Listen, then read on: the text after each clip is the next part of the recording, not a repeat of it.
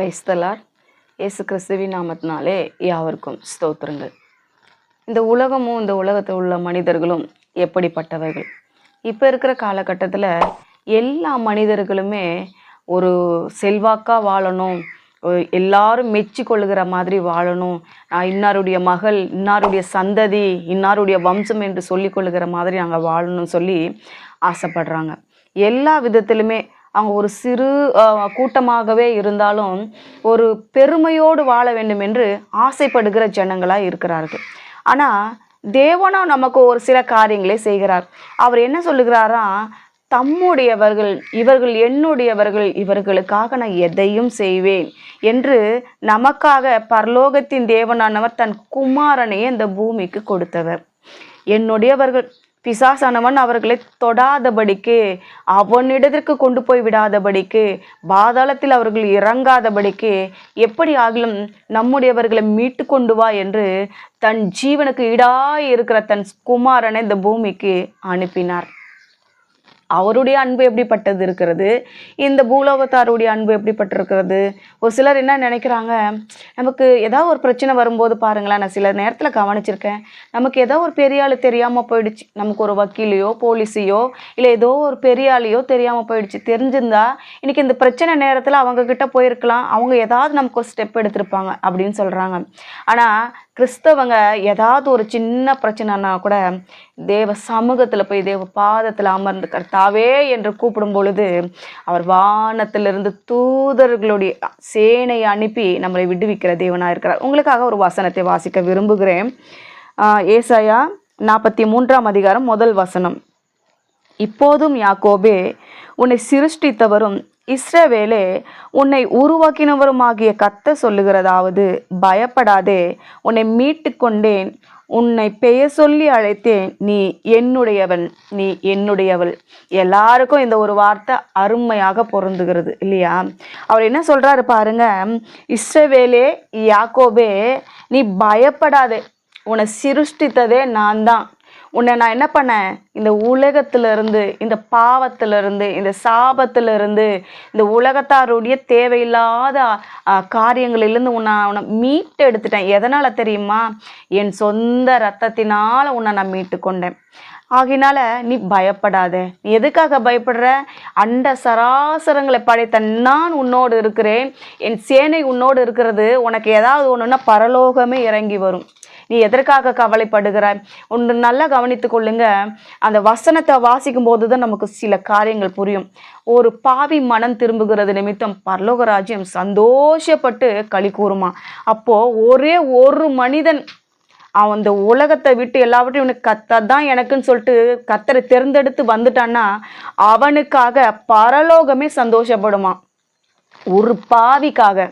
ஆனால் இந்த உலகத்தில் ஒரு பாவின்னா அவன் ரவுடி, அவன் தேவையில்லாத பிரச்சனையெல்லாம் கொண்டு வருவான், அவன் கூடலாம் சேராத. அவன் எப்படிப்பட்டவன் தெரியுமா? அவன் ஒழுங்காக படிக்க மாட்டான், வேலைக்கு போக மாட்டான், நல்லா சம்பாத்தியம் செய்ய மாட்டான், அவன் எப்பவுமே குடிச்சிட்டு சுற்றுவான், அவன் கூடலாம் போகாத, அவங்க கிட்டலாம் அவங்க குடும்பத்து கூடலாம் போகக்கூடாது. இப்படி தான் சொல்லுகிற ஜனங்களாக இருக்கிறாங்க. ஆனால் தேவன் பாவியா இருக்கிற மனுஷனையே தன் குமாரனை அனுப்பி ரத்தத்தை கொடுத்து மீட்டு எடுத்து கொண்டார். அவர்களுக்காக என்னெல்லாம் செய்வார் தெரியுமா? அதுல இன்னொரு கீழே பாருங்க, பயப்படாதே, நீ என்னுடையவன், நான் உன்னை மீட்டு கொண்டேன், நீ என்னுடையவன், உன்னை பெயர் சொல்லி அழைத்தேன். நீ பிறக்கிறதுக்கு முன்னாடியே நீ எனக்கென்று நான் முன்குறித்து விட்டேன், நீ பெயர் சொல்லியும் அழைத்தேன். உனக்கு பெயர் வைத்ததே கிறிஸ்து தான். நம்ம நினைக்கிறோம் அம்மா அப்பா தான் நமக்கு இந்த பெயரெல்லாம் செலக்ட் பண்ணி வச்சிருக்காங்க அப்படின்னு சொல்லிட்டு. நமக்கான பெயரை முன்கூட்டியே கர்த்தர் பரலோகத்தில் நிச்சயித்து வைத்திருக்கிறார். நிறைய பேர் சொல்லுவாங்க, இது என் தலையெழுத்து. நான் அப்பெல்லாம் தலையெழுத்து எங்கப்பா அப்படின்னு நினைப்பேன். உண்மைதாங்க. நம்மளுடைய நெற்றிகளிலே நமக்கான காரியங்கள் வாழ்நாள் முழுவதும் பிறந்ததுலேருந்து மரிக்கும் வரைக்கும் நமக்கு என்னவோ அது நம்மளுடைய சரீரங்களில் எழுதப்பட்டிருக்கிறது, நமக்காக விதிக்கப்பட்டிருக்கிறது. அதுதான் விதின்னு சொல்கிறாங்களோ என்னவோ தெரியல.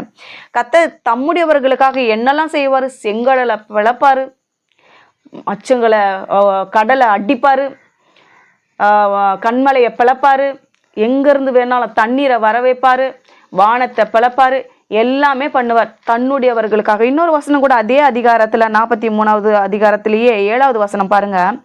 நான் என் மகிமைக்கென்று சிருஷ்டித்து உருவாக்கி படைத்து என் நாமம் தரிக்கப்பட்ட யாவரையும் கொண்டு வா என்பேன்.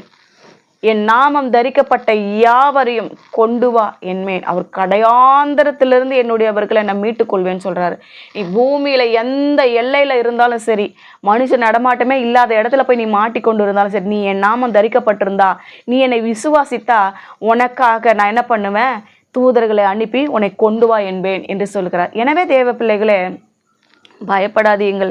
இந்த உலகத்துல இன்னாருடைய சொந்தக்காரர், இன்னாருடைய மகன், இன்னாருடைய உறவினர், வம்சம் என்று சொல்வதை காட்டிலும் நம்ம எல்லாரும் என்ன கேட்டா என்ன தெரியுமா சொல்லணும், நீங்க என்னமா ஜாதினா பரிசுத்த ஜாதி, என்ன சந்ததி, இஸ்ரவேலின் சந்ததி, அவ்வளவுதான். இதுதான் நமக்கு தெரிஞ்சது.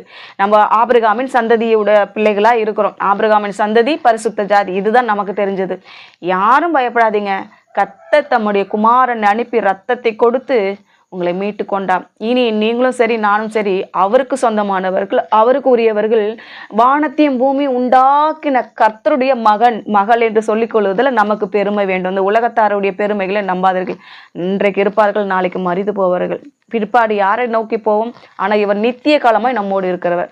பயப்படாதீர்கள், கர்த்தர் உங்களோடு இருக்கிறார், ஏனெனில் நீங்கள் அவருடையவர். செபிக்கலாமா? நல்ல தகப்பனே, இந்த வேலைக்காக நன்றி செலுத்துகிறேன் தகப்பனே. அநேக பிள்ளைகளோடு நீர் இருந்து அவர்களோடு பேசி அவர்களை பரிசுத்தப்படுத்தி அவங்க இருதயத்தை தேற்றி ஆற்றி அவங்களோடு நீங்க கடந்து செல்ல வேண்டும்படியாக செபிக்கிறேன். உங்க குமாரனையே அனுப்பி சொந்த ரத்தத்தினால் நீர் எங்களை மீட்டு எடுத்திருக்கிறீர். நாங்க பயப்பட வேண்டிய அவசியமே இல்லை. நாங்க கர்த்தருடைய பிள்ளைகள். எனவே கர்த்தாவே, உங்களை நம்பி இருக்கிறோம், சார்ந்து இருக்கிறோம். நீர் எங்களை ஆசீர்வதியும். இயேசுவின் நாமத்தில் செபிக்கிறோம் பிதாவே, ஆமென்.